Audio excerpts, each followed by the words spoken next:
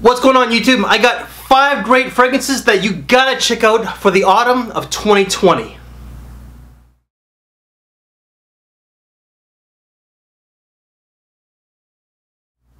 Let's just jump into the list right now. This one is definitely very under the radar. I have not smelled this one in years. Then I came across it on like FragranceNet or Fragrance X, and I'm like, it's a really good price tag.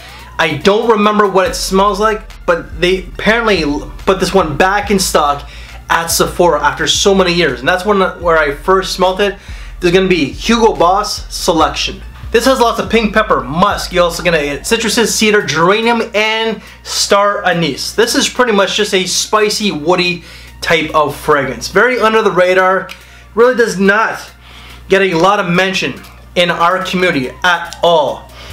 I can understand why, because, well, Hugo Boss just pumps fragrances out like crack, alright? There's so many fragrances out there, a lot of them are forgettable. They're good, they just kind of get lost in the shuffle because Hugo Boss just puts out fragrances like I put out videos, pretty much. This one here is very spicy, it's woody, you definitely get that citrus, and it's quite nice. I think that I picked this one up for about $40 Canadian, or maybe I should say maybe more like between $40 and $50 Canadian. So it is rather inexpensive. You could dress this one down. I would say something more like this. Like, this is not an overly casual or stylish type of sweater, but you know, like a nice little like sweater or like whatever that I'm wearing, but to like a daytime semi-formal event, suit and tie. I really would not say that this is a black tie type of event. You could dress this to work, to school if you want, but this is more of a university, college type of fragrance. Not really for someone who is in high school, but this one here is definitely under the radar. Hugo Boss Selection.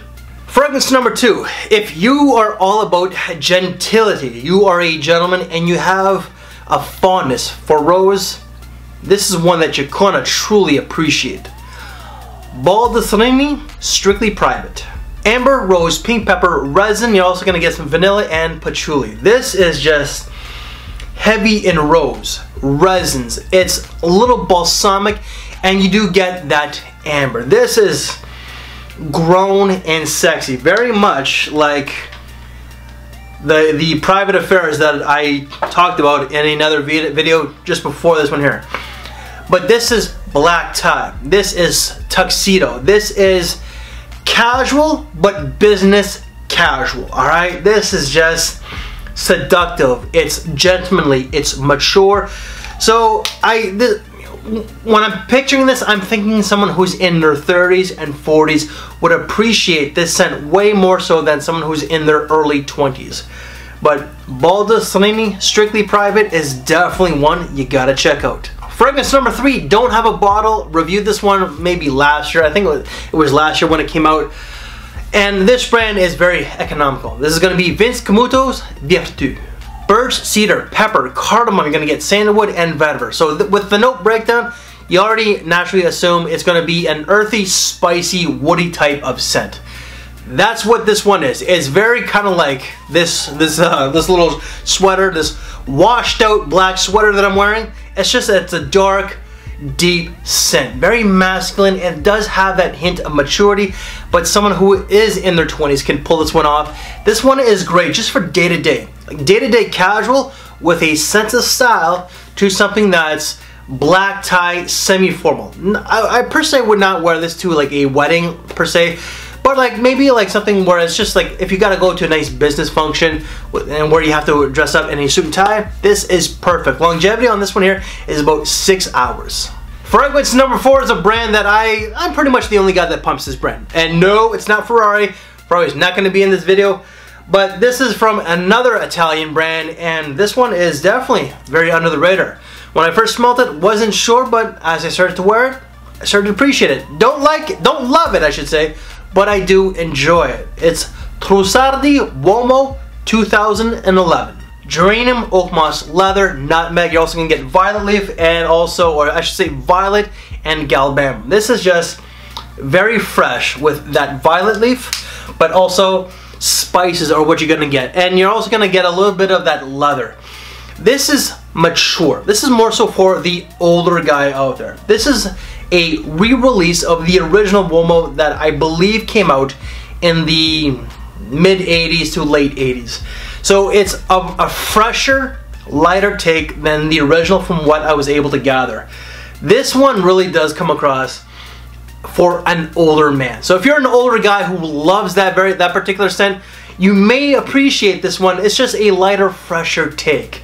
It's a very spicy, fresh scent with that violet leaf, the spices, and you also get that leather. The leather is more of a suede. It's not like a rough and tough type of leather, but very classy. Black tie, tuxedo, dressed down. It's signature scent worthy, very versatile.